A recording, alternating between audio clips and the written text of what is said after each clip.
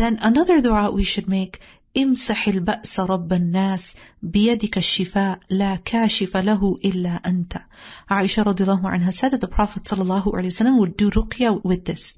That imsahil Basa Rabban Nas, O Lord of the people, remove the trouble. The cure is in your hand, and there is none except you who can remove it.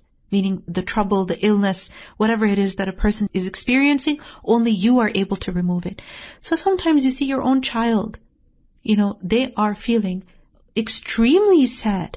They're not able to overcome their sadness. And you wonder that, okay, it's just, a broken toy. Why isn't my child able to get over it? Sometimes we laugh at our children. Sometimes we start yelling at them. Sometimes we become very harsh. And that is not always the solution. The solution is that you acknowledge the feelings of sadness. Don't pretend like they don't exist. Acknowledge them. Part of managing such negative feelings is to, first of all, label the feeling, pinpoint it, identify it, acknowledge it. Put your finger on it, that this is the issue. If you pretend like it's not there, then that's not going to solve anything. You have to first of all acknowledge. So for example, with your child also, whether your child is a 5-year-old or a 10-year-old or a 15 or a 30-year-old who are struggling with these feelings, talk to them. That this is what you're feeling, this is how you're feeling. Let them process and understand what is going on. Identify. And then make dua together. Imsahil Basa Rabban Nas. That, O Lord of the people, remove this trouble. In your hand is the cure. In your hand is the cure.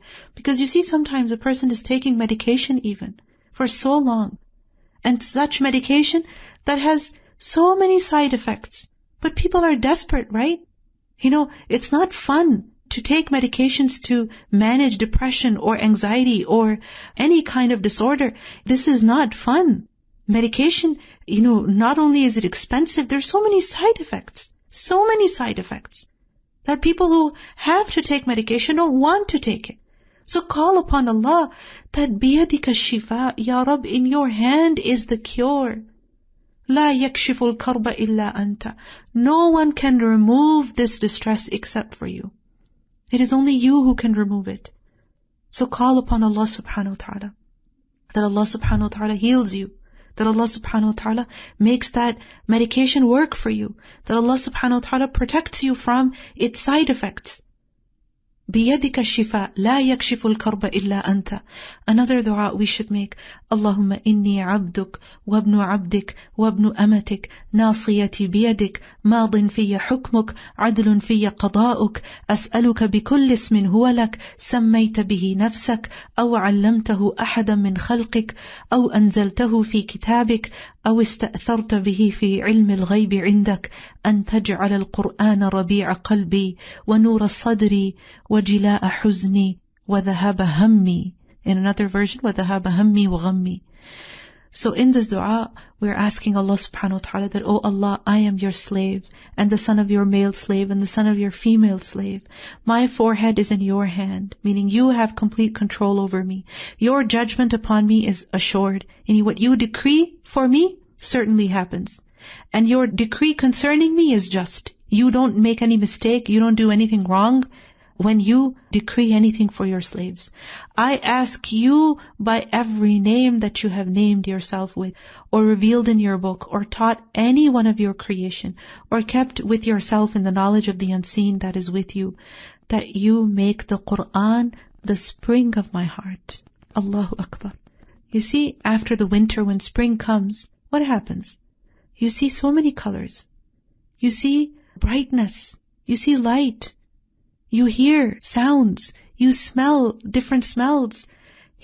Spring is life after the dead of winter.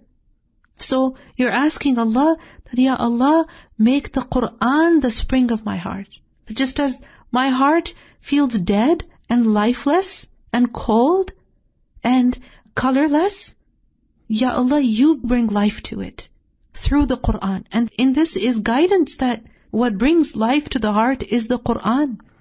And this is the reason why we say that when a person is feeling sad, when a person is feeling down, they need to recite Qur'an.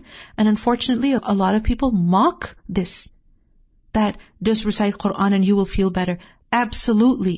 Qur'an is shifa. Qur'an has to be part of our plan to feel better. This is part of our prescription. So, listening to the Qur'an, reciting the Qur'an, reflecting on the Qur'an, learning the Qur'an, memorizing Qur'an, this is not contrary to therapy. It is not contrary to taking medication. No, it is with all of those things. So, take the medication, go for therapy, whatever it is, but don't neglect the Qur'an, because Allah subhanahu wa ta'ala has revealed the Qur'an for our shifa, for our healing also. So use this blessing that Allah has given. Think about it. The people before us at the time of the Prophet ﷺ, you think they never experienced any trauma? You think they never experienced any death or loss or pain? What they suffered was way more than us. Way more than us. Can you imagine a woman giving birth while traveling under a tree? It's so common that women experience trauma from childbirth, whereas they gave birth where? In the safety of a hospital or in their own home. But still, it can cause trauma. If a person experiences poverty for some time, again, that can cause trauma. So the people at the time of the Prophet ﷺ, they experienced hardship that was way more than the hardship that we endure. Of course, they experienced all of these feelings. What means did they have to help themselves feel better? They didn't have access to modern medication. They didn't have access to therapy, CBT and whatnot. No, they did not. They had access to the Qur'an and they used that. So part of our healing plan, getting better plan, part of prescription is what? That use the Qur'an.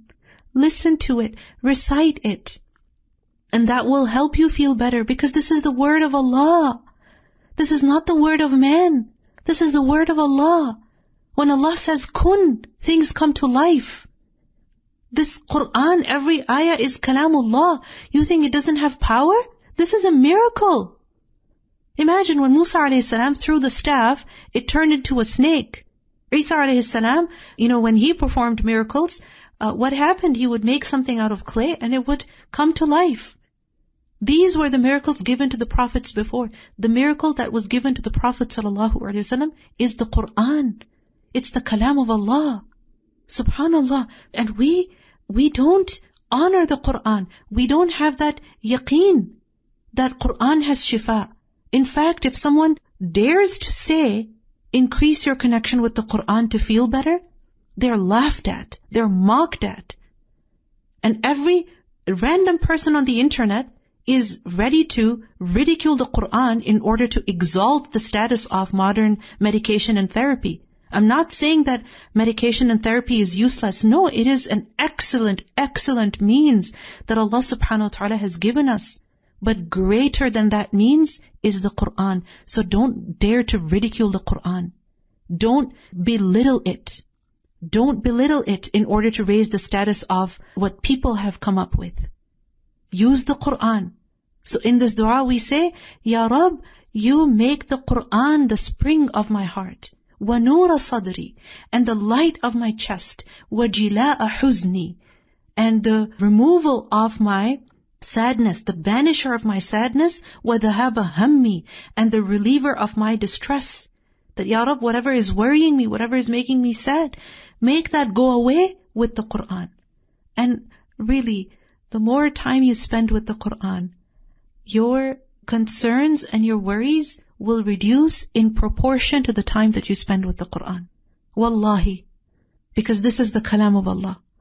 Get busy in listening to the Qur'an. Start memorizing the Qur'an.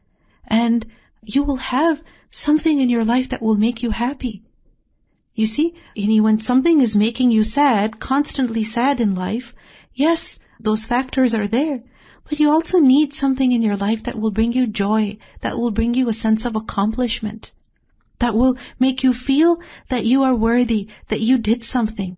And when you recite the Qur'an, when you memorize the Qur'an, ayah after ayah, surah after surah, you are gaining a treasure. Huwa khairu mimma yajma'un. It is better than all the things that people gather. So, spend time with the Book of Allah. We learn in hadith that when a person makes this dua, Allah will convert his worry and sadness into ease. So if you want your worry and sadness to be converted into ease and relief, then make this dua and follow what is taught in this dua, which is that you spend time with the Qur'an so that Allah subhanahu wa ta'ala brings you healing through it.